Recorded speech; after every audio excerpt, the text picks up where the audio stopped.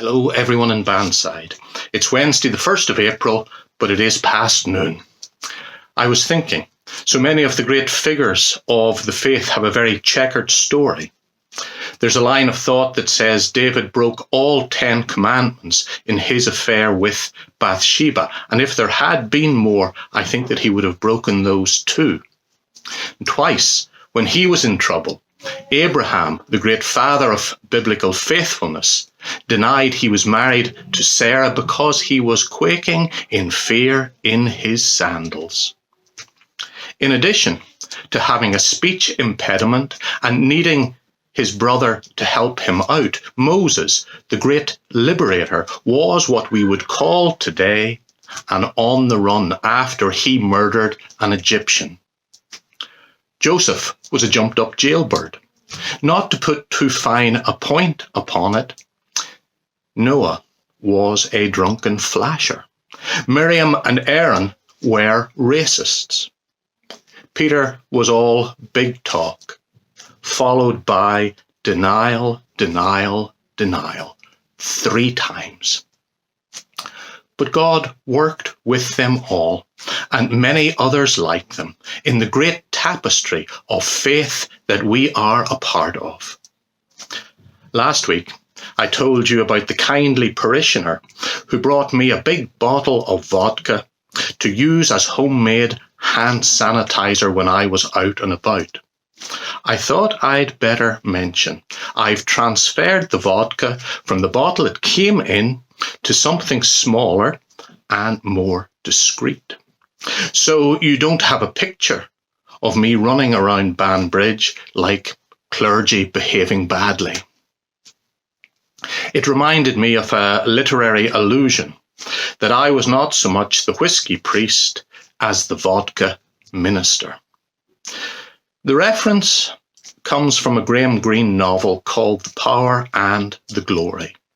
A revolution has taken place in Mexico. The church is being persecuted. There is only one priest left. This character, contemptuously termed the whiskey priest by everyone who knows him. And like David, he has broken every commandment going. But somehow, through all the frailty and failure, through all the despair and despondency, God keeps faith alive.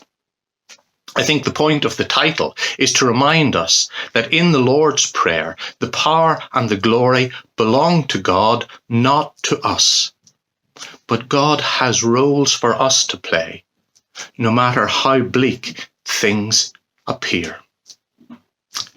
In the midst of the rising tension around coronavirus, when many of us are perhaps feeling worried, uncertain, inadequate, I pray that we experience the peace that passes understanding, the peace that allows us to turn outwards to others and to play our part in our families, in our church, among our neighbours, to help us all get through this crisis together, supporting one another and encouraging one another.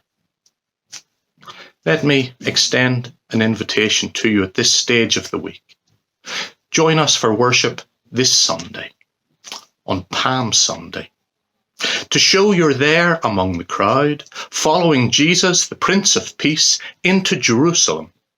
Send me a photo of yourself, your family, your children. Send those by lunchtime on Friday so that we can include you in the worship. Draw a palm frond and include that in the photo. Get something from out of the garden and include that in the photo. Or just come as you are. I want to finish with a prayer by Martin Luther. If anyone had their faith together, you'd think it would be him. But he doesn't. He is fragile and insecure like the rest of us.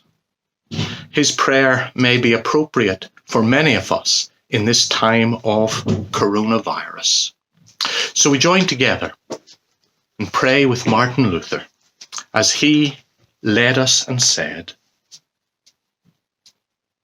Behold, before you, Lord, an empty vessel that needs to be filled. My Lord, fill it. I am weak in faith. Strengthen me. I am cold in love. Warm me and make me fervent, that my love may go out to my neighbour. I do not have a strong and firm faith. At times I doubt and am unable to trust you altogether. O Lord, help me. Strengthen my faith and trust in you. In you I have sealed the treasures of all I have. I am poor. You are rich and came to be merciful to the poor. I am a sinner. You are upright. In you is the fullness of righteousness. Therefore, I will remain with you, of whom I can receive, but to whom I may not give. Amen. Really, the only thing that I would say is that actually I do think that we can give to God.